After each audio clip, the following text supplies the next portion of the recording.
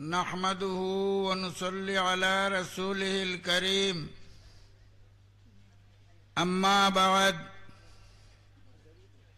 فأعوذ بالله من الشيطان الرجيم بسم الله الرحمن الرحيم كنتم خير أمة أخرجت للناس تأمرون بالمعروف وتنهون عن المنكر صدق الله العظيم. وعن النبي صلى الله عليه وسلم أنه قال: ألا كلكم راع وكلكم مسؤول عن رعيته أو كما قال عليه الصلاة والسلام. وقال تبارك وتعالى: والذي بعث في الأميين رسولا منهم يتلو عليهم آياته ويزكيهم ويعلمهم الكتاب والحكمة وإن كانوا من قبل لفي ضلال مبين. صدق الله العظيم. محترم ও মুকররম আমাদের সম্মুখে উপস্থিত আজকের এই গুরুত্বপূর্ণ উত্তর পূর্ব ভারতের বুকে শ্রেষ্ঠ সম্মেলন, সেই সম্মেলনের প্রধান অতিথি সুদূর রাজস্থান থেকে আগত উত্তর পূর্ব ভারতে মারতে শরঈয়া ও নদওয়াতুত তামিরের ডাকে অল ইন্ডিয়া মুসলিম পার্সোনাল ল বোর্ডের সাধারণ সম্পাদক হযরত মাওলানা ফজলুর রহিম মুজাদ্দিদি দামাত বারাকাতুহু, উপস্থিত হযরত মাওলানা বদরুল হক এমনি সাহেব নাইবে আমিরে শরীয়ত, উত্তর পূর্ব ভারতের কোনায় কোনা থেকে আগত বিভিন্ন স্তরের কর্মীবৃন্দ, সম্মানিত পদাধিকারী, যাদের প্রচুর চেষ্টায় আজকে উত্তর পূর্ব ভারতের মানুষ ইসলামের আসল পরিচিতি দিতে পারতেছে, এন সবার সাফল্যের জন্য যাদের কঠোর পরিশ্রম, উপস্থিত সুধী জনসাধারণ, আমি আমার বক্তব্য সামান্য কুরআনে করিমের দুটি আয়াত এবং একটি হাদিসের তাআল্লুকে রেখে আমার সমাপ্ত করব বক্তব্য। মুহতারাম হাজিরিন, আমরা জানি পৃথিবীর বুকে আল্লাহ তাআলা পৃথিবী সৃষ্টি করে 1,24,000 উম্মত দুনিয়ার বুকে প্রেরণ করেছেন। সেই 1,24,000 উম্মত এর মধ্যে সর্বশ্রেষ্ঠ উম্মত, সর্বশেষ উম্মত উম্মতে মুহাম্মদী। আমাদের বাদে আর পৃথিবীর বুকে কোনো উম্মত আসবেন না। যেদিন উম্মতে মুহাম্মদী পৃথিবীতে শেষ হয়ে যাবেন, পৃথিবীতে আর কোনো উম্মত আসবেন না। ঠিক তদ্রূপ উম্মতের হেদায়েতের জন্য পৃথিবীর বুকে আল্লাহ তাআলা 1,24,000 নবী প্রেরণ করেছেন, নবী রাসূল প্রেরণ করেছেন। তাদের মধ্যে সর্বশ্রেষ্ঠ নবী, সর্বশেষ নবী হযরত মুহাম্মদ সাল্লাল্লাহু আলাইহি ওয়াসাল্লাম। আমরা জানি উম্মতে মুহাম্মদী শ্রেষ্ঠ উম্মত, যার জন্য কিয়ামতের বিচারের পর আল্লাহ তাআলা যখন কিছু মানুষের জান্নাতের ফয়সালা নেবেন, ওদেরকে জান্নাতে প্রেরণ করা হবে। ওরা জান্নাতের দরজায় উপস্থিত হয়ে দেখবেন জান্নাতের দরওয়াজা বন্ধ। ওরা জিজ্ঞাসা করবেন, আমাদিগকে তো জান্নাতের দরওয়াজা আসার জন্য, জান্নাতে প্রবেশ করার জন্য নির্দেশ দেওয়া হয়েছে, জান্নাতের দরওয়াজা বন্ধ কেন? ফেরেশতারা উত্তর দিবেন, যত সময় পর্যন্ত উম্মতে মুহাম্মদী জান্নাতে না আসবেন, প্রবেশ না করবেন, দরজায় না আসবেন, আর কার কোন উম্মতের জন্য সেই দরওয়াজা খুলে দেওয়া হবে না। সব উম্মতের একটি প্রশ্ন আসবে, ওরা তো দুনিয়ার বুকে সর্বশেষ আসলো, আমরা তো তাদের আগে আসলাম, আমাদিগকে জান্নাতের টিকিট দেওয়ার বাবজুদ আমাদিগকে জান্নাতে প্রবেশের পারমিশন নাই। হোয়াট ইজ দি রিজন দেয়ার? কি কারণ?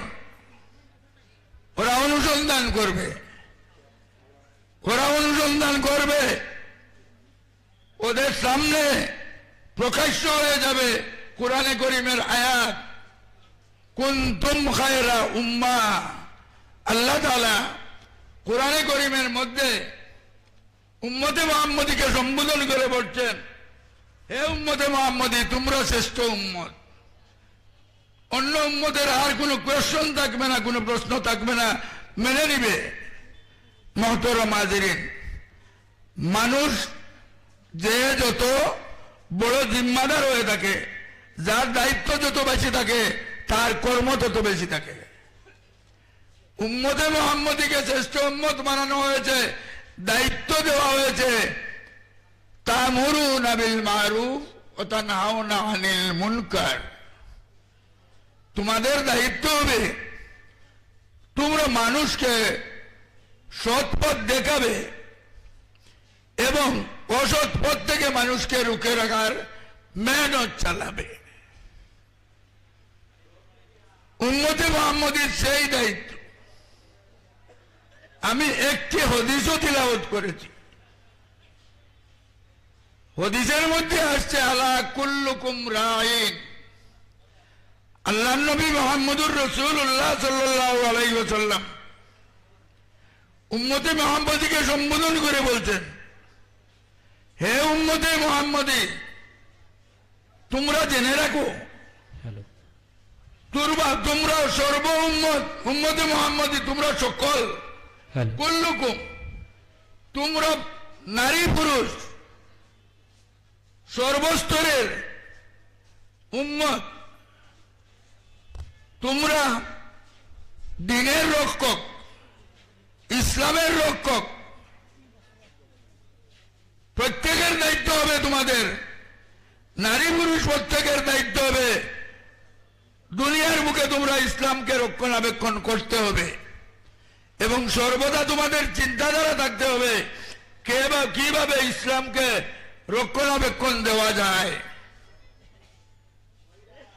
যদি তোমরা দায়িত্ব সঠিকভাবে আদায় করতে না পারো, তাহলে কুল্লুকুম মাসউলুন আন রাইয়াতিহি, সেটার জন্য তোমাদিগকে কিয়ামতের দিন উত্তর দিতে হবে, কেন তোমরা ইসলামের রক্ষণাবেক্ষণের জন্য কাজ করো নাই। মুহতারাম হাজিরিন, আমরা জানি আল্লাহর নবী মুহাম্মদুর রাসূলুল্লাহ সাল্লাল্লাহু আলাইহি ওয়াসাল্লামকে আল্লাহ তাআলা প্রেরণ করেছেন বা'আসা বিল উম্মিয়িনা রাসূলা। আরবের যে গোষ্ঠী কবিলার মধ্যে তার পূর্বে কোনো নবী আসেন নাই, সেটা হচ্ছে কুরাইশ। কুরাইশে মুহাম্মদুর রাসূলুল্লাহর পূর্বে আর কোনো নবী আসেন নাই। সর্বপ্রথম কুরাইশে নবী আসছেন আল্লাহর রাসূল মুহাম্মদ সাল্লাল্লাহু আলাইহি ওয়াসাল্লাম। আল্লাহ তাআলা বলতেছেন, ওয়াল্লাযী বা'আসা বিল উম্মিয়িনা রাসূলা, ওদের মধ্যে কোনো নবী রাসূল আসেন নাই, তাই নবী রাসূলের জ্ঞান ওদের নাই, ওদেরকে উম্মি বলা হতো। তোমাদের মধ্যে আল্লাহ তাআলা এমন এক নবী প্রেরণ করেছেন, ওনার দায়িত্ব থাকবে ইয়াতলু আলাইহিম আয়াতিহি। সেই নবীর দায়িত্ব হবে, সেই নবী সর্বশেষ নবী, সর্বশ্রেষ্ঠ নবী, উনার প্রথম কার্যসূচি হবে ইয়াতলু আলাইহিম আয়াতিহি। কোরআনে করিমের শিক্ষা উম্মতকে দান করবেন, তাদের জীবনের সারা জীবন কোরআনে করিমের তালিম শিক্ষা উম্মতের মধ্যে কিভাবে বাস্তবায়িত হয় সেই ধারণা চিন্তা তাদের থাকবে। আমরা উত্তর পূর্ব ভারত সবাই জানি, আমরা হযরত শেখ আমির শরীয়ত আউয়াল তার জীবনে, আমার জীবনে যতদিন দেখছি 63 ইংরেজির ভোট থাকি, 1963 ইংরেজি থাকিয়া তার জীবনে এই এজেন্ডার উপরে আমল, ইয়াতলু আলাইহিম আয়াতির উপরে আমল, তার মৃত্যু পর্যন্ত আমল জারি থাকছে। আমরা কিছু সাধারণ পাবলিক, আমাদের কেরাতের মধ্যে অনেক গন্ডগোল ছিল, উনার সাপ্তাহিক কোরআনে করিমের তালিমের যে এজেন্ডা রুটিন আসলো, তার সেই এজেন্ডার উপরে আমল করায় আমরা তার সঙ্গে তার কেরাত শোনার কারণে তার দর্শের 63 ইংরেজি থেকে তার কোরআন শিক্ষা দর্শের ছাত্র ছিলাম আমরা। আমাদের কেরাত মা ইয়াজুলু বিস সালাত পর্যন্ত আমরা করতে পেরেছি। শুধু আমি নয়, আমার মতো উত্তর পূর্ব ভারতের জ্ঞানী গুণী জনসাধারণ, নেককার জনসাধারণ তাদের আসল কেরাতকে শুদ্ধ করেছে আলাকুলিপুর থেকে, হযরত শেখ বদরপুরি আমির শরীয়ত আউয়ালের কেরাত থেকে। ওয়ায়ুযাক্কিহিম,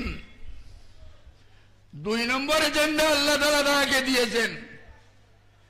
আমরা জানি মানুষ যখন কোন পাপ কার্য করে থাকে, তখন পাপ কার্যের একটা স্পষ্ট একটা স্পট, এটা স্পট তার অন্তরে পড়ে যায়, এবং সেই পাপের যে স্পট যেটা অন্তরে পড়ে, সেটা বেলুর গেলেও কাজ হয় না, হায়দ্রাবাদ গেলেও কাজ হয় না, পৃথিবীর কোন হসপিটালে গেলে সেই স্পটটা উত্তোলন করতে পারে না কোনো ডাক্তার। সেই গুনার স্পটটা উত্তোলন করার একমাত্র জ্ঞান আল্লাহ তাআলা তার বান্দাদিগকে দান দিয়েছেন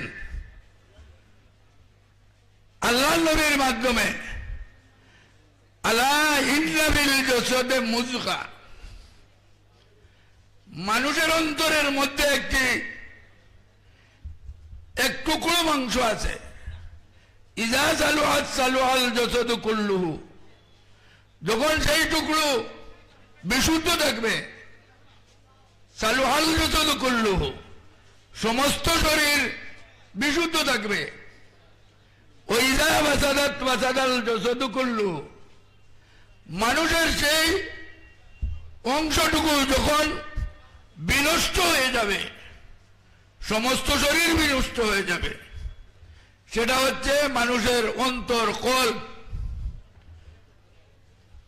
আল্লাহ নবীর ভাষায়, মুহতারাম হাজিরিন, জানি না কিসের জন্য হযরত শেখ যখন সুদূর বাংলাদেশ থেকে হিজরত করে বদরপুরে আসামে এসেছিলেন, উম্মতকে সেই মানুষের অন্তরের যে রোগ, সেই রোগ রোগার জন্য তালিম আরম্ভ করেছিলেন। আর তার সেই কার্যসূচির কাজ আজ পর্যন্ত উত্তর পূর্ব ভারত থেকে বহির রাজ্যেও চলে গিয়েছে। তার সেই আদর্শ শিক্ষা জারি আছে। মানুষ তার দ্বারা তাদের কিয়ামতের দিন যখন আল্লাহ তাআলা তাদেরকে জিজ্ঞাসা করবেন, হযরতের সেই তালিমের মাধ্যমে মানুষ উত্তর দিয়ে যাবে।